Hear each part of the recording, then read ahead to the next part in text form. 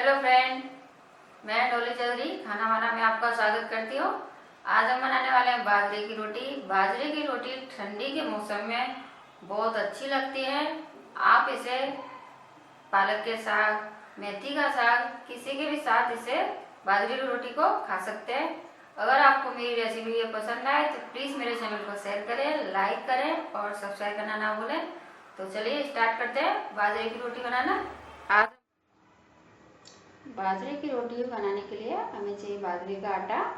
जो हमने 2 कटोरी हमने आटा लिया है और ये हमने पानी लिया हुआ है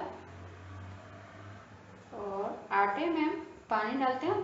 थोड़ा थोड़ा पानी हमें आटे में डालना है। आप चाहे तो आटे में नमक भी डाल सकते हैं, लेकिन मैंने नमक नहीं डाला।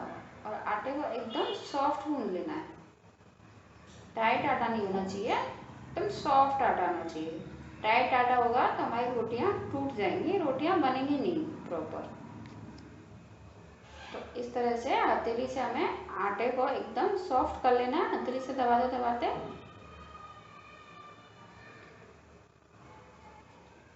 इस तरह से आटे को हथेली से पीस पीस कर आटे को हमें सॉफ्ट कर लेना है। आटे को हम 5-10 मिनट के लिए सेट करने के लिए रख देते हैं। ये हमारा आटा सेट हो गया है और इसे हम थोड़ा और सॉफ्ट कर लेते हैं। थोड़ा सा इस तरह से आटा ले लेते हैं और इसे हथेली से इस तरह से कर करके इसे रोटी बनाने के लिए एकदम सॉफ्ट कर लेते हैं। रोटी हमारी आसानी से बन जाएगी।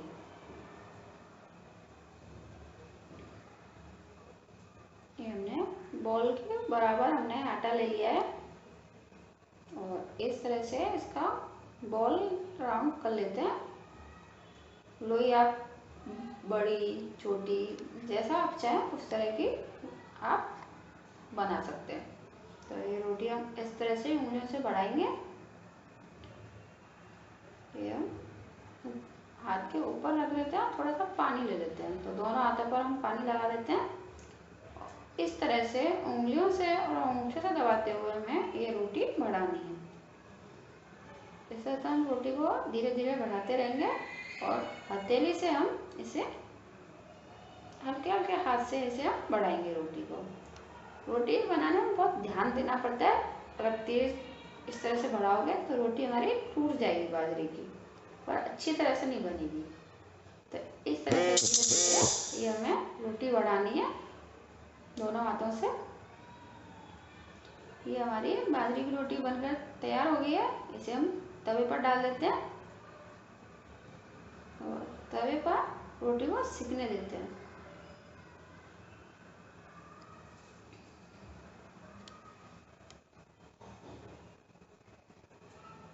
रोटी को हम अच्छी तरह से नीचे से पक नहीं जाती तब तक हम रोटी पलटेंगे नहीं तो रोटी हमारी टूट सकती है।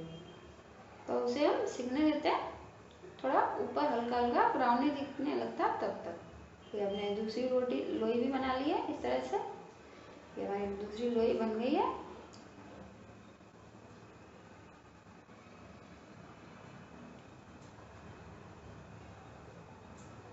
ये हमारी नीचे की ओर से रोटी ब्राउन हो गई है। इसे हम पलट देते हैं और दूसरी ओर से भी हम रोटी को सेकने देते हैं।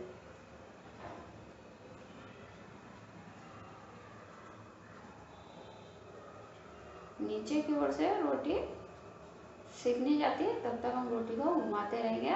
कलर अच्छा आ जाएगा रोटी पर।